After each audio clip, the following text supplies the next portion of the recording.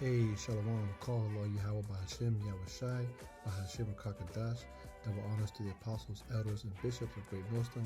Salutations to all my fellow laborers doing this work in truth and sincerity, risking their lives to do so. To the scattered, hopeful elect across the four corners of the earth, and those among the heathen nations that look like the heathen nations, pursuant to Jeremiah 12 and 9, known as the speckled birds. So this is not a black thing. I am disciple Parium, a follower of Great Millstone, coming to you with a lesson in truth and sincerity.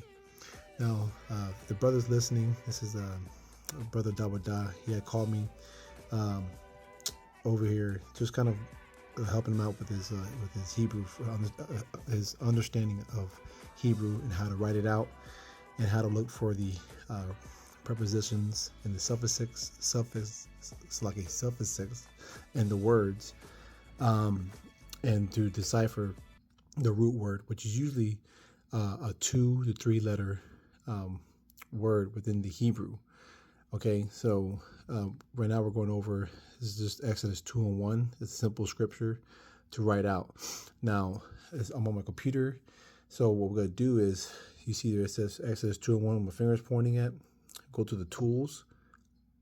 Okay, now you want to go to take this vowel points, take that off, because there's not supposed to be any tick marks or anything like that. That's all that Yiddish BS. Okay, now if you want to read to understand, normally you read Hebrew from right to left. Now if you want to change that, you would go to reverse inline. Okay, and now you have this right here, so it'll show you the full scripture right there in the Hebrew, and then it's actually written down here in the reverse inline from left to right, how we normally read in English. Now, the scripture, I'm going to go ahead and read this out, okay? It's Wayalak Aishash, Ashash, Ma Bayath, right here, Ma Bayath, right? And in these little slant lines, is showing you that this is the prefix, okay, and then the actual root word, Bayath, which is house, just like, like example, like Bayath Dawada, house of David, right? And then Lowaya, which is Levi, and you come down here is Wayachak, all right, and that means to took, or to wife. A daughter is Bath, okay, and then of Levi, Loaya, again, repeat it, okay? So as the exercise goes, I would normally come down here on the paper and see if I can make this a little bit smaller. I would write this out in the English, the actual, scripture. And there went a man of the house of Levi and took to a wife a daughter of Levi, right? So then write it out on the side, Assyrian, Paleo.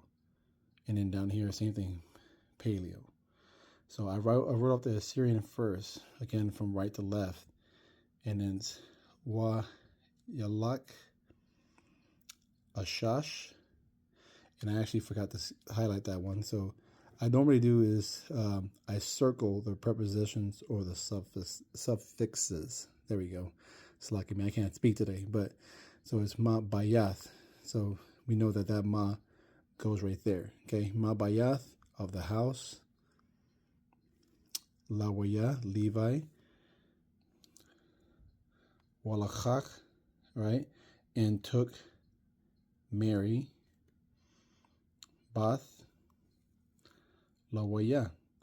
And then what you would do is to match up the Syrian letters with the Paleo.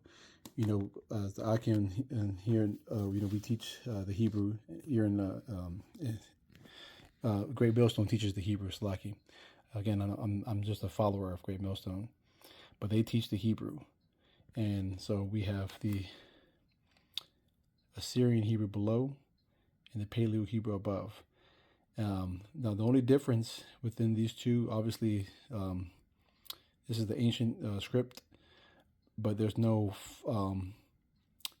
the final form or a beginning form of like ma or na or pa or taza, and ka. I believe there's 5. Okay, you won't have that in the Paleo Hebrew, but these match up with these below.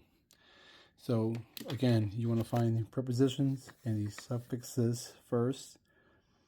Once you do that, you're able to find the root word much easier. All right. So I pray this lesson was edifying. Kwam Yasharallah. On to the next. Shalom.